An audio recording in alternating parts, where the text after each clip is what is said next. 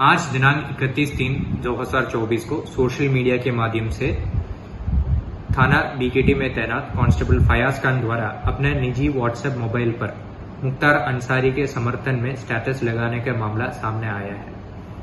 प्रस्तुत मामले के ऊपर एसएचओ बीकेटी द्वारा भेजा गया आख्या से स्पष्ट हो रहा है कांस्टेबल फयाज खान द्वारा Uttar Pradesh police social media policy एवं पुलिस अधिकारी दंड एवं अपील नियमावली 1991 का नियमों का उल्लंघन किया है।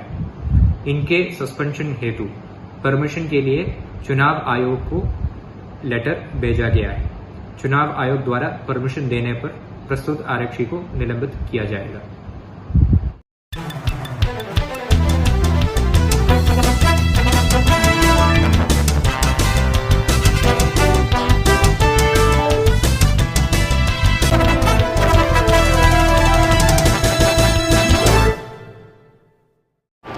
AHA न्यूज़ को लाइक करें, शेयर करें और सब्सक्राइब करना ना भूलें।